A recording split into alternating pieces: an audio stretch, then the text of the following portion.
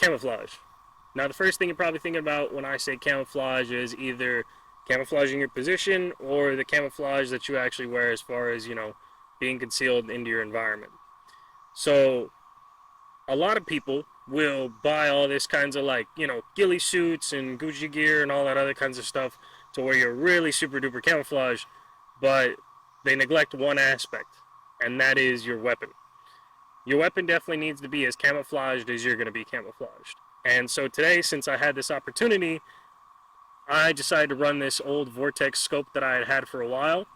And I think all the same fundamentals of taping and painting styles can be applied to a rifle. I wanted to just show this to you guys so that in case, if you didn't know how to paint an optic, which I know not a lot of people know how to do, this is the proper way that you should do it so that everything's going to work, everything's going to come out right, and you're not going to mess it up.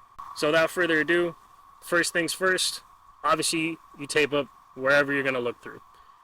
I have this little slit tape just because, I taped around it so that it reduces the glare of the optic when you're looking through it, and, that possibility of somebody seeing you gets reduced.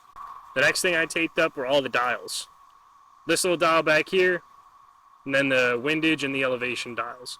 Next thing I decided to tape up, obviously you can't really see right here, but it says 1 click equals half of your MOA.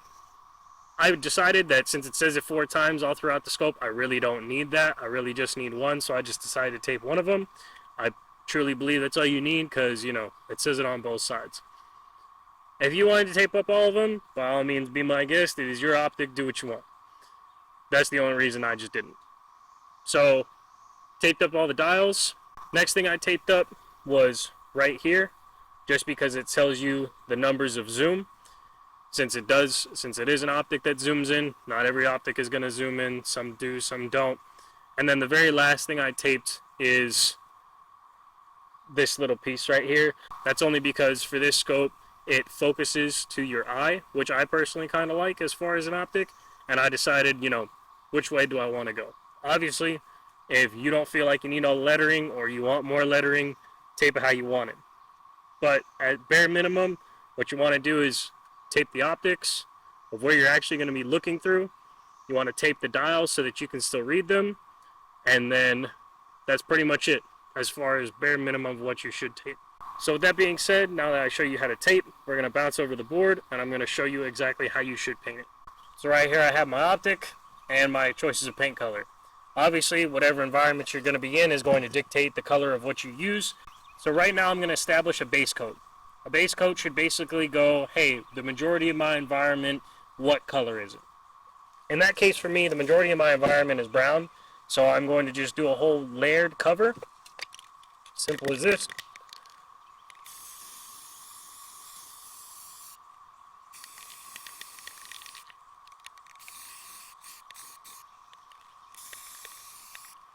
Nothing special, just make sure that you get all the angles. So you want to get a top view of both sides, you want to get across this way, you want to layer it back this way, and then once this is all set and dry, then you want to flip it upside down and get your base coat underneath there if you haven't already.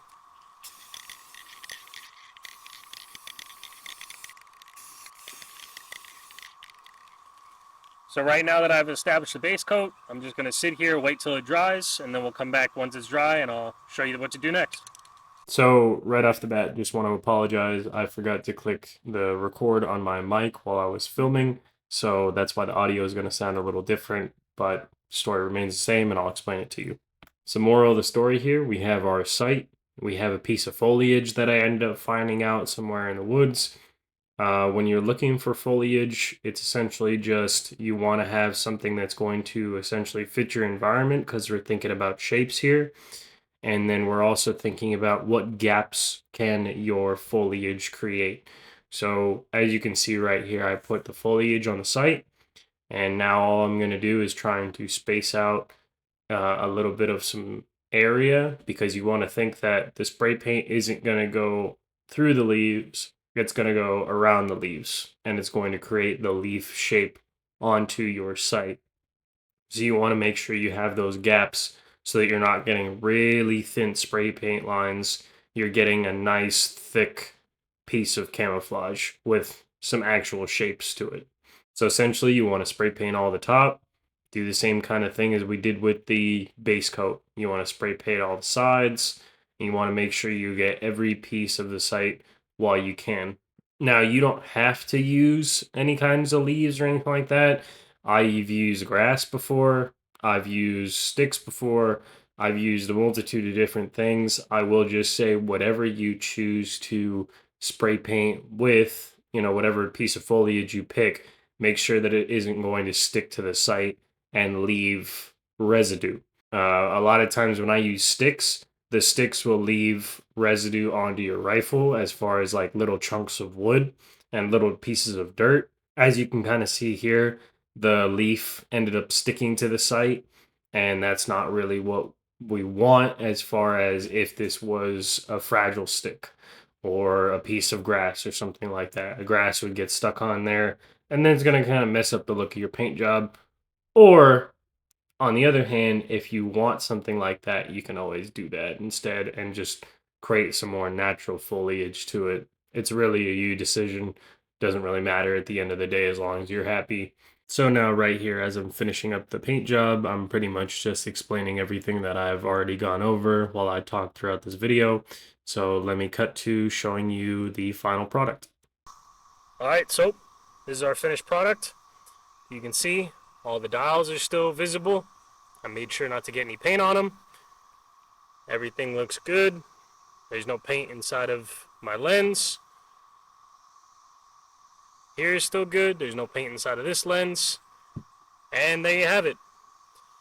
Well, I hope you enjoyed today's video. If you want to see me paint a rifle in the future, please leave it in the comments, and I'll show you how to do that, pretty much using the same exact techniques. I'll just go over more so of what you should and shouldn't tape on your rifle.